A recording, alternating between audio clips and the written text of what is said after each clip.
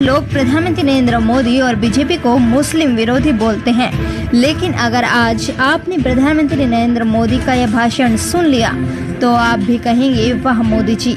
लोकसभा में बोलते हुए नरेंद्र मोदी ने ऐसा भाषण दिया जिसे सुनकर सामने बैठी सोनिया गांधी और मुलायम सिंह यादव भी इसे नहीं पचा पाए। खुद को मुस्लिमों का हितैषी बताने वाली यह दोनों पार्टियों के नेता भाषण को सुनकर चौंक गए। साथ ही मुस्लिमों के मसीहा होने का दावा करने वाले अजदुद्दीन ओवैसी भी मोदी को देखते रह गए। आप भी सुनिए सदन में प्रधानमंत्री नरेंद्र मोदी का यह दमदार भाषण। अब मुझे याद है एक बार हम पर आलोचना बाहर हुआ करती थी कि भाई आजादी के आंदोलन में आप कहाँ थे। तो एक बार अटल जी ने बड़ा सटीक जवाब दिया था। अटल जी ने कहा भाई अच्छा बताओ 1857 के स्वातंत्र संग्राम में आप कहाँ थे। तो ये चीजें ठीक है, कुछ पल तो ठीक लगती हैं। आदरणीय मुलायम सिंह जी ने कल एक अच्छी बात कही। उन्होंने कहा मोदी जी स्वच्छता की बात करते हैं, 80 घाट सफाई करने गए थे, अभी भी पूरा नहीं हुआ है। मुझे समझ नहीं आया कि मैं हंसूं कि रोऊं। इसलिए कि आदरणीय मुलायम सिंह जी उत्तर प्रदेश सरकार का रिपोर्ट कार्ड दे रहे थे कि केंद्र सरकार का रिपोर्ट कार्ड दे रहे थे।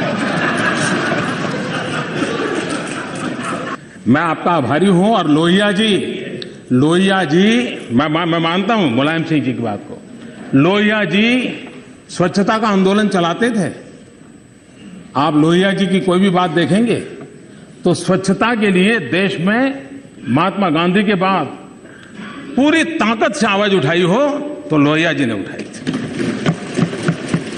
और मैं मानता हूं कि क्योंकि लोहिया जी ने उठाई थी इसलिए मोदी जी ने हाथ नहीं लगाना चाहिए, ऐसा नहीं हो सकता। अगर लोहिया जी ने अच्छी बात कही है तो मोदी जी ने उस रास्ते पर चलने में गर्व करना चाहिए।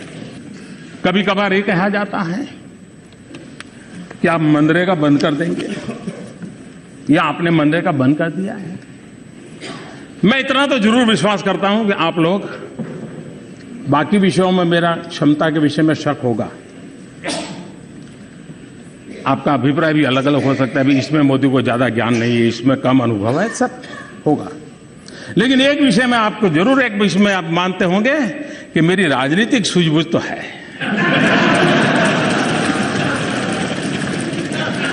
मेरी राजनीतिक सूझबूझ कहती है कि मनरेगा कभी बंद मत करो।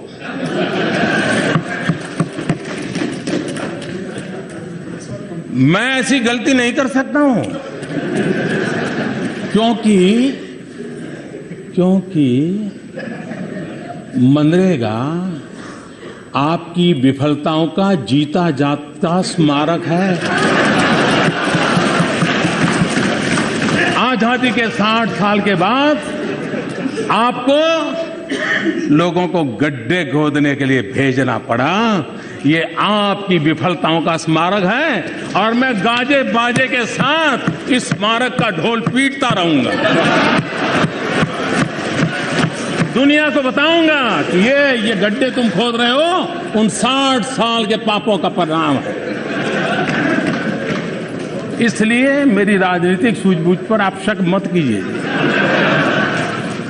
मनरेगा रहेगा, आन बान शान के साथ रहेगा और गाजे बाजे के साथ दुनिया में बताया जाएगा कि लोगों को पता चले भाई ये ऐसे ऐसे खंडहर छेड़ करके कौन गया है।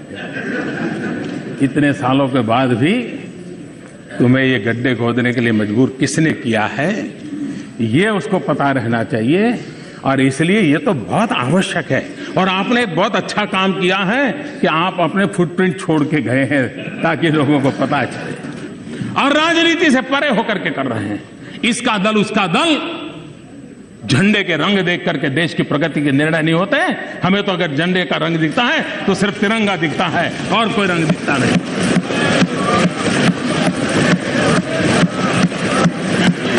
और उसी को लेकर के हम चलते हैं।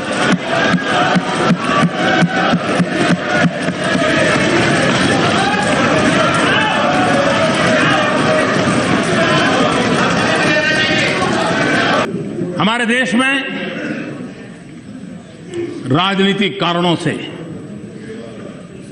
संप्रदाय का जहर घोलता चला जा रहा है और आज से नहीं चला जा रहा है, लंबे अरसे से चला जा रहा है, जिसने देश को तबाह करके रखा हुआ है, दिलों को तोड़ने का काम किया है। लेकिन सवाल हमसे पूछे जा रहे हैं, हमारी भूमिका क्या है? मैं आज जरा इस सदन को कहना चाहता हूं, 27 अक्टूबर 2013 मैं पटना में था, गांधी मैदान में था। बम धमाके हो रहे थे, निर्दोष लोग मौत के घाट उतारे गए थे, लाखों की जनमेदनी थी, बड़ा ही कलुषित माहौल था, रक्त की धाराएं बह रही हैं। उस समय जब इंसान के हृदय से बातें निकलती हैं, वो सच्चाई के तराजू पर 100% सही निकलती है, उसमें कोई लाग लपेट नहीं होता है। बम बंदूक के बीच रक्त बह रहा था, लोग मर रहे थे। उस समय मेरा जो भाषण है, और उसमें मैंने कहा था कि मैं कहना चाहता हूं, मैं पूछना चाहता हूं कि बताइए, हिंदुओं को किसके साथ लड़ना है? क्या मुसलमान के साथ लड़ना है? मैं मुसलमानों को पूछता था, क्या आपको हिंदुओं को साथ लड़ना है कि गरीबी के खिलाफ लड़ना है? और मैंने कहा था, आइए, बहुत लड़ लिया, हिंदू मुसलमान एक होकर के हम गरीबी के खिलाफ लड़ाएंगे। पटना के गांधी मैदान में बम बंदूकों, पिस्तौल और गोलियों के बीच में उठाई हुई आवाज है। भारत को प्रेम करने वाले हर व्यक्ति के लिए ये बात साफ है, यह देश विविधताओं से भरा हुआ है। विविधता में एकता, यही हमारे देश की पहचान है, ये हमारी ताकत है। हम एक रूपता के पक्षकार नहीं है, हम एकता के पक्षकार हैं। और सभी संप्रदायों का फलना फूलना ये भारत की धरती पर ही संभव होता है।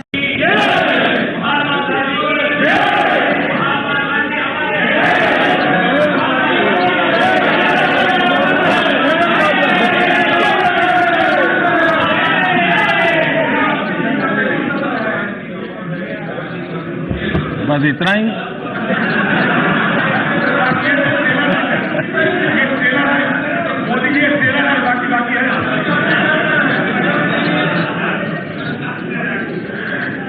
आपके लिए गांधी जी ट्रेलर हो सकते हैं, हमारे लिए गांधी जी जिंदगी है।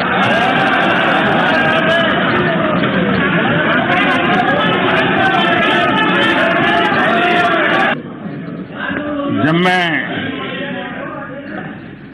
माननीय अजीत जी को देखता हूं, सुनता हूं,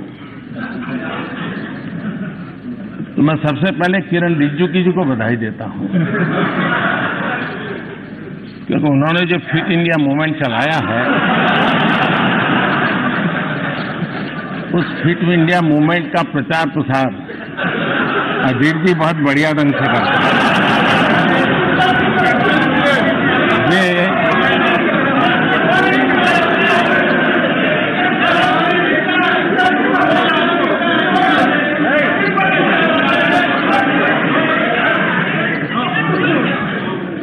वे भाषण भी करते हैं और भाषण के साथ साथ जिम भी करते हैं।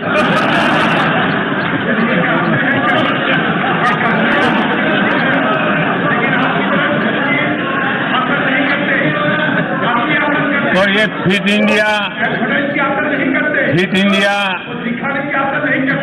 इंडिया को बल देने के लिए, उसका प्रचार प्रसार करने के लिए मैं माननीय सदस्य का धन्यवाद करता हूं।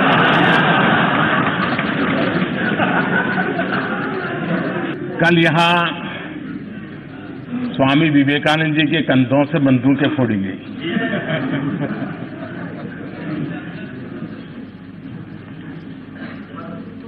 आपने उसको रिकॉर्ड पर से निकाल दिया है, इसलिए मैं उल्लेख तो नहीं करूंगा, लेकिन मुझे एक पुरानी छोटी सी कथा याद आती है। एक बार कुछ लोग रेल में सफर कर रहे थे, और जब रेल में सफर कर रहे थे तो रेल जैसे गति पकड़ती थी, पटरी में से आवाज आती है, हम सब जानते हैं, सबका अनुभव है। तो वहां बैठे हुए एक संत महात्मा थे, उन्होंने कहा देखो पटरी में से कैसी आवाज आ रही है, ये निर्जीव पटरी भी हमें कह रही है प्रभु कर दे बेड़ा पार। बोले देखो यही आवाज आ रही, सुनो, प्रभु कर दे बेड़ा पार। तो दूसरे संत ने कहा नहीं यार, मैंने सुना, मुझे तो सुनाई दे रहा है प्रभु तेरी लीला अपरंपार, प्रभु तेरी लीला अपरंपार। तो वहां एक मौलवी जी बैठे थे, उन्होंने कहा अरे भाई मुझे तो सुनाई दे रहा है दूसरा। इन संतों ने कहा भाई आपको क्या सुनाई दे रहा है? तो उन्होंने कहा मुझे सुनाई दे रहा है ये अल्लाह तेरी रहमत, ये अल्लाह तेरी रहमत। तो वहां एक पहलवान बैठे थे, उन्होंने कहा मुझे भी सुनाई दे रहा है। तो पहलवान ने कहा मुझे सुनाई दे रहा है खा रबड़ी कर कसरत, खा रबड़ी कर कसरत।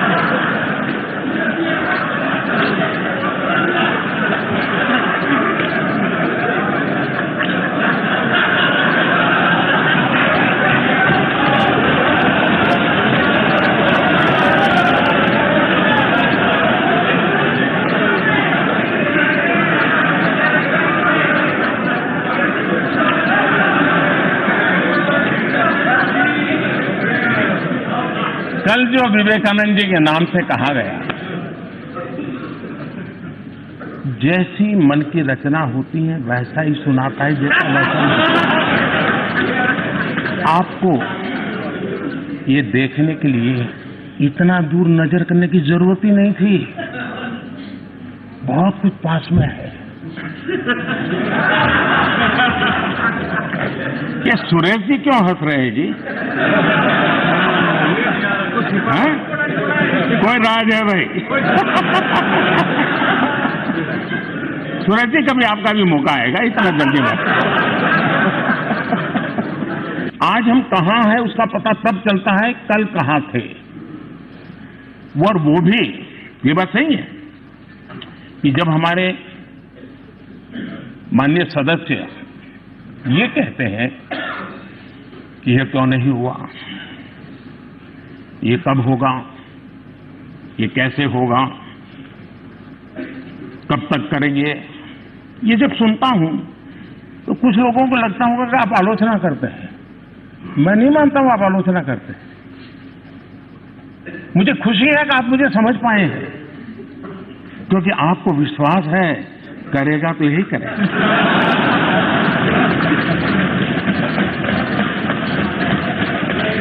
और इसलिए मैं आपके इन बातों को आलोचना नहीं मानता हूं, मार्गदर्शक मानता हूं, प्रेरणा मानता हूं।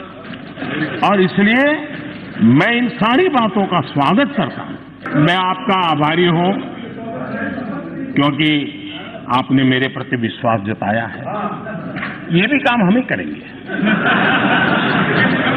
हाँ, एक काम नहीं करेंगे, एक काम न करेंगे, एक काम न करेंगे, न होने देंगे, वो है आपकी बेरोजगारी नहीं हटने देंगे।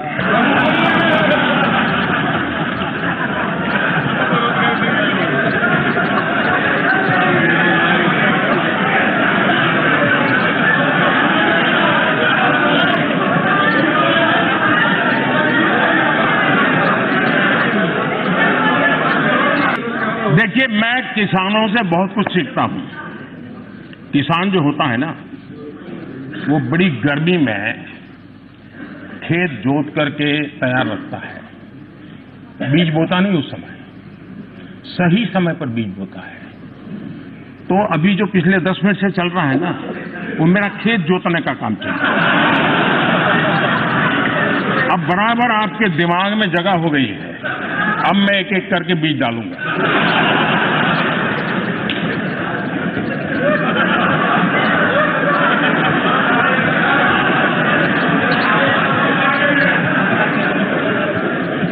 फॉर्मल सेक्टर में अजय रंजन जी, मैं ऐसा करता हूं, आप एक समय तय कीजिए, आपको जितना कहना है मैं दोबारा बैठ लूंगा, क्योंकि ये सब लोग पीछे हंस रहे हैं और आपकी प्रतिष्ठा को झटका लगे अच्छा नहीं है। मेरी प्रतिष्ठा के लिए आप काफी लेकिन आपने जो ये बात तो आप 70 साल की देश की राजनीति ऐसी रही है कि कोई कांग्रेसी सेल्फ सफिशिएंट नहीं हो सकता, ऐसा हो ही नहीं सकता। मैंने कांग्रेस के एक नेता का कल घोषणा पत्र सुना।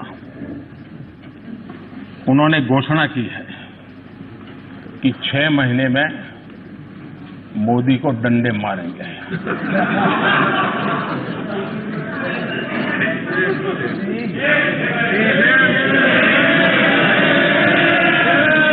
और ये डंडे मारेंगे तो हम भी मारेंगे। और ये बात सही है कि ये काम जरा कठिन है, तो तैयारी के लिए 6 महीने तो लगते ही हैं। तो 6 महीने का समय तो अच्छा है, लेकिन मैं भी 6 महीने में तय किया हूं कि रोज सूर्य नमस्कार की संख्या बढ़ा दूंगा, ताकि अब तक करीब 20 साल से जिस प्रकार की गंदी गालियां सुन रहा हूं, और माननीय अध्यक्ष जी,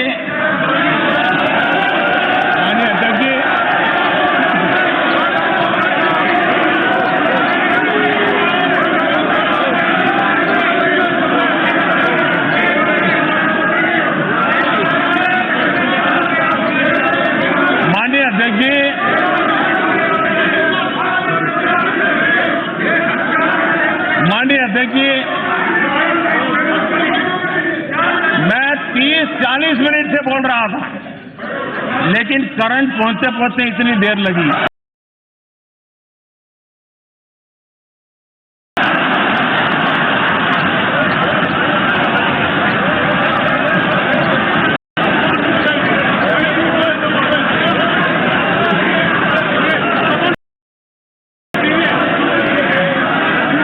बहुत सी ट्यूबलाइट का ऐसा ही होता है।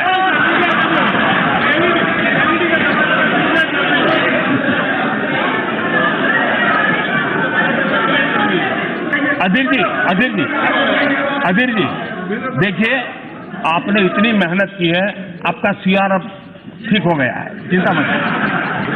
नहीं, आपका सीआर हो गया, आपका सीआर ठीक हो गया, आपका सीआर ठीक हो गया है, आपका सीआर ठीक हो गया।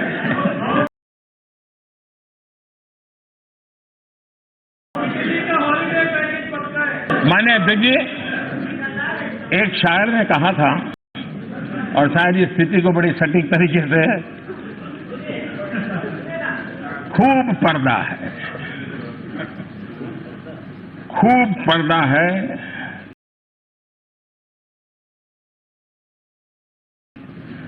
कि चिलमन से लगे बैठे हैं।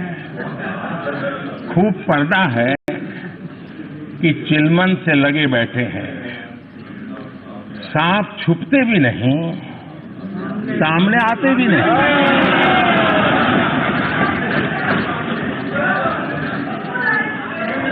पब्लिक सब जानती है, सब समझती है कि प्रधानमंत्री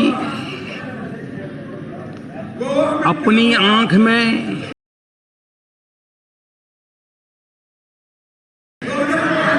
मेरी आंख भी नहीं डाल सकते। माननीय अध्यक्ष महोदया, सही, हम कौन होते हैं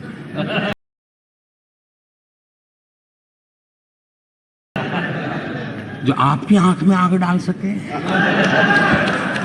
कोई गरीब माँ का बेटा पिछड़ी जाति में पैदा